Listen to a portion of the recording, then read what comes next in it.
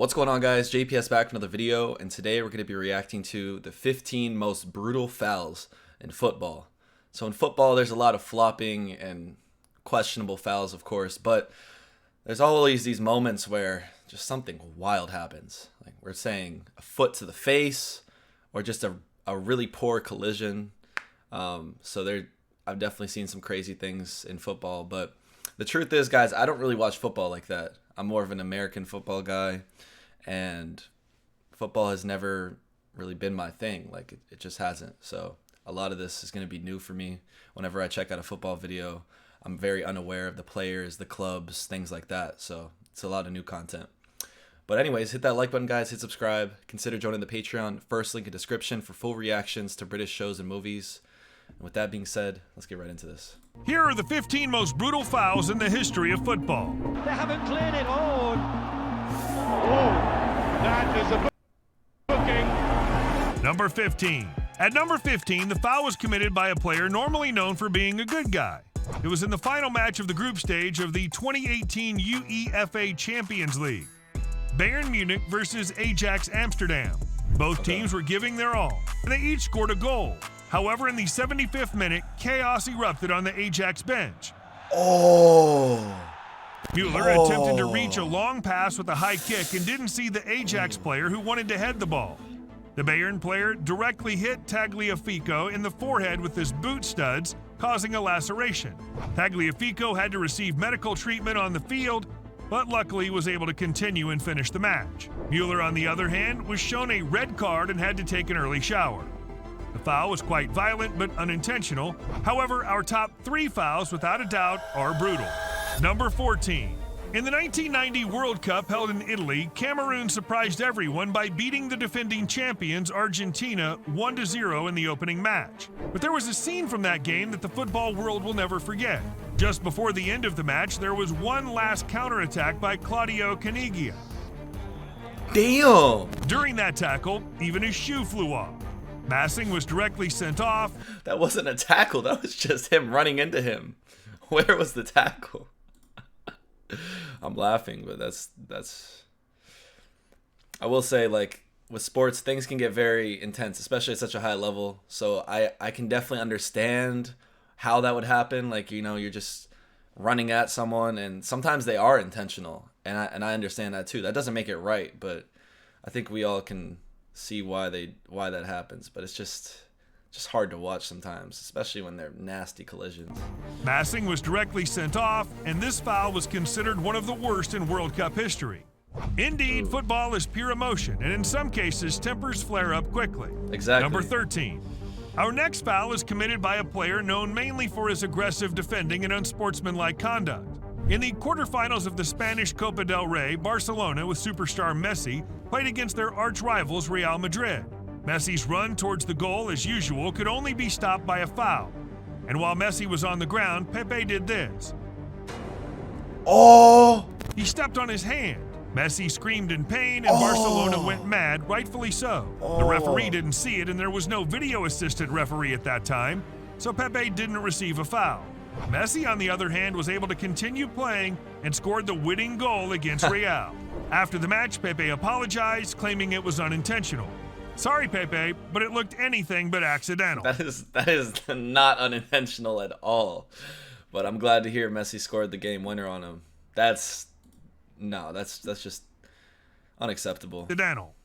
Number 12. The next foul didn't even result in a yellow or red card, although this tackle nearly killed the other player. In 1988, Rangers were playing against Steaua Bucharest. The Scottish team was known for their rough style of play, but Grame Souness went a bit far. Damn! Reckless and dangerous, 40 years ago, the studs on the boots were made of iron, not plastic. The player who suffered the foul had to undergo surgery, and in the hospital he discovered how serious the situation was.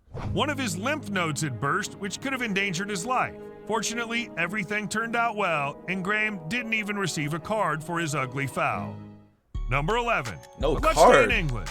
The Premier League is known to be a bit more physical. No card. I get it. They probably didn't have replay back then, but is the ref blind? He reached out and kicked him. What? Number 11. But let's stay in England. The Premier League is known to be a bit more physical, and John Terry was known to be one of the toughest defenders. However, this tackle knocked him out cold. It was the final phase of a League Cup match between Chelsea and Arsenal, and the score was tied at 1-1. Chelsea earned a corner, and Terry wanted to show off his heading skills. They haven't cleared it on. Abu Diaby wanted to kick the ball away from the goal, and Terry attempted a header at the same time. It was not a good combination. Terry swallowed his tongue, stopped breathing for a short period, and had to be treated on the field. Fortunately, he recovered but had no memory of the incident. At least Didier Drogba scored the winning goal, making Chelsea the winner of the match. Number 10. Nah, the way his face looked, I'm not even going back, bro. I don't want to see that. I just went back as I said that, but god damn, swallowed his tongue? I know they thought he was going to die on the field too. But I don't think there was any malice in that. Like, he was just kicking the ball away. That was definitely unintentional. There's no way. So another thing I was wondering, if a player, let's say a player did, I'm sure it has happened because there's been fatalities in a lot of different sports, but if it was intentional, like, are these players, they can be held liable in court? Like, can they be charged for injuries and stuff like that? Or is there something in their contract that waives that? I don't know. I've never really thought about, like, sports injuries and the legality of that, but if someone knows, let me know. The foul in the next match also occurred during an important encounter and almost sparked a brawl between the two teams. We're back in Spain in the 2011 Spanish Super Cup match between Real Madrid and Barcelona. Remember Pepe? Barcelona was leading 3-2, and it was already the last minutes of extra time when Marcelo had no chance of recovering the ball and brutally lunged at Fabregas from behind. Pure frustration. A straight red card. In the ensuing scuffle, Moreno pinched the ear of the Barca coach, Piqué and Ozil pushed each other, and yes, there was a lot of confusion. Pinto, David Villa, Marcelo, and Ozil all received red cards and had to watch the final seconds from outside the field. Number 9. Axel Witsel was an important player for Dortmund in recent years, but when he was making a name for himself in 2009, he was involved in one of the worst fouls, and some even called for his ban from professional football. What? At the time, the young Witsel played for the Standard Liège. He was part of Belgium's golden generation, and top clubs from around the world had their eyes on him, but then during a match against Anderlecht, this happened. Witsel broke the opponent's leg, received a red card, and was suspended for 8 matches. He continued to claim it was all unintentional, but with the next incident, the perpetrator of the foul won't be able to escape. Simply brutal. Number 8. It's the final of the 2010... Did anybody else see his leg just dangling? Oh my god, bro. That is... I could not work in like an emergency room or hospital setting, bro. I could not see that stuff. FIFA World Cup in South Africa. The Netherlands, with Arjen Robben, faced the Spanish tiki-taka of Iniesta and Xavi. It's the 28th minute and the score is 0-0 when Nigel de Jong turns into a kung fu fighter against Xabi Alonso. It's understandable that the Spanish players were furious with the referee because the Englishman, Howard Webb, only showed a yellow card.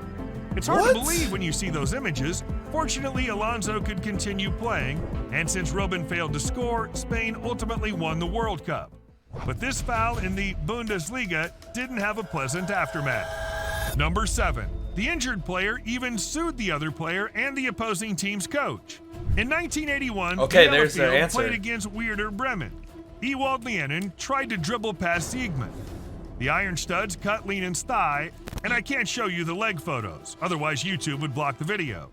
The player recovered from the injury after 4 weeks, but sued Siegmund and Otto Regal, the coach of Werder Bremen at the time. According to Lienen's accusation, the player had encouraged his teammates to commit the foul. The lawsuit failed, but the incident didn't go unnoticed. In the return match, the coach even sat on the bench wearing a bulletproof vest. There were death threats against him. Number 6. Martin Taylor also...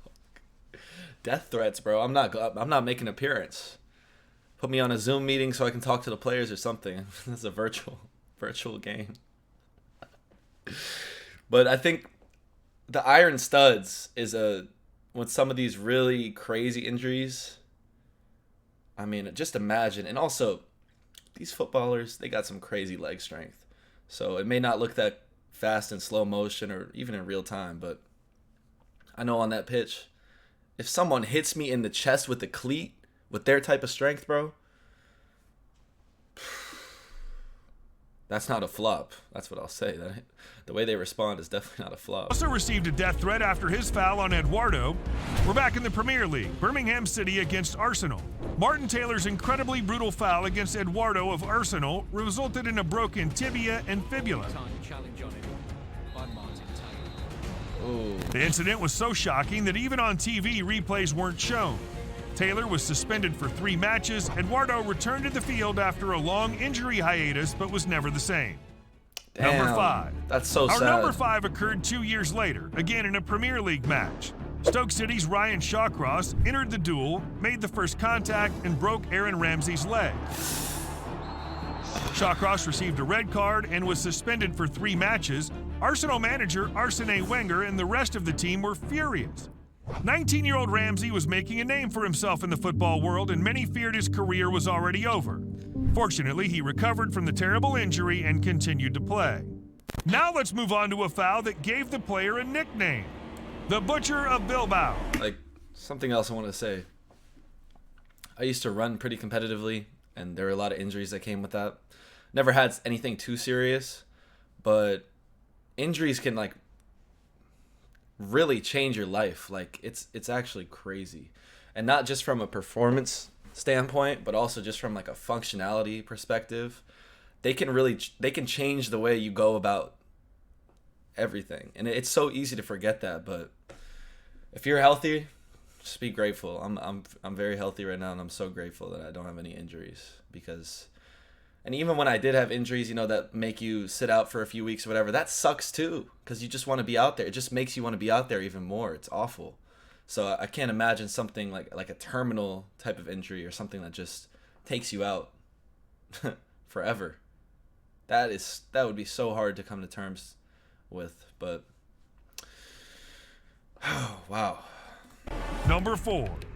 In the 1980s, Athletic Bilbao and Barcelona had the biggest rivalry in Spain. Bilbao became champions in 1983, Barcelona won the cup, and in their 4th round of the new season, the 2 teams were set to face each other. The skillful Catalans against the tough Basques. 2 different football worlds. The score was already 2-0 for Barca when Maradona received the ball in midfield. Goicoechea brutally lunged from behind and broke the 25-year-old Maradona's ankles. Maradona had to stay out of the game for several months, and Goicoechea received an 18-match suspension. Damn. We've reached the top 3, and we're back in the Premier League. Number 3. In 2006, Manchester City played against Portsmouth. After a corner kick, Portsmouth player Mendes rushed to clear the ball. No. Oh. What the? Then Thatcher hit him in the face with an elbow for no reason. Mendes lost consciousness and had to be treated on the field and then taken to the hospital. The absurd... What? Are we playing football or are we boxing? You don't just accidentally make that movement, bro. You don't just accidentally do that. That better be a huge and then suspension. taken to the hospital. God The damn. absurd thing is that Thatcher only received a yellow card. What does one have to do to get a red card in England? Later, he was suspended by the Football Association for 8 matches and fined by his own club, being docked 6 weeks' wages as a punishment. Bro, forget the... Find the ref. Why don't the refs have some... Because that's dangerous. Keeping a player like that who just committed an action like that, keeping them in the game is dangerous. Why don't the refs have some accountability, bro? I'm so tired of these refs. In multiple sports, too. It pisses me off. Hey, it's not fair to hit others when you're angry, but it's perfectly fine to hit the subscribe button. Suddenly, a good opportunity for France. Goalkeeper Schumacher lunged at Battiston and knocked him out with a powerful blow. The player lost several teeth and suffered a spinal injury. One of the worst fouls ever. Schumacher had no chance of touching the ball, and it seemed like he just wanted to knock out the French player. But here's the absurd part. He didn't receive any card, not even a yellow one. Germany won the semifinal, but then lost to Italy in the final. Our number 1, perhaps the most brutal foul ever, happened in England. Are we really surprised? Are we? Number 1. Why are they all in September England? 1997. Manchester United was playing against Leeds. Roy Keane and Alf Inge Haaland, or rather Erling Haaland's father, clashed several times during the match. 5 minutes before the end, Keane wanted to trip Haaland, but in the process he injured himself. Haaland leaned over him and shouted to stop faking an injury, but Keane wasn't faking. He'd torn his cruciate ligament and had to be out injured for a long time. 3.5 years later, the two faced each other again. Haaland was playing for Manchester City, the eternal rival of Manchester United. Keane wanted only one thing, to have revenge on Haaland. No. He received a red card and a 3-match suspension, plus a fine of £5,000. A year and a half later, he wrote in his autobiography that he wanted to hurt Haaland with that foul. Damn! And the English League handed him another 5-match suspension and a fine of £150,000. Okay, so you basically just snitched on yourself and got more consequences. But wait, did you know that due to a brutal foul, Ronaldo died on the field for a minute? What? You don't just die for a minute, bro. It's either you die or you don't. Clickbait. But no, this is crazy. Like the history of that, and then coming back. I'm presuming that they hadn't played throughout those years, so this is like their. But like, look at this. The ball is over here, With that foul. going the other way. The way his knee went in, I thought he broke his leg there too. I mean, what did they think was gonna happen though? And then in your autobiography, why are you outing yourself? What? You know what? I didn't expect to like get this much into this video, but wow.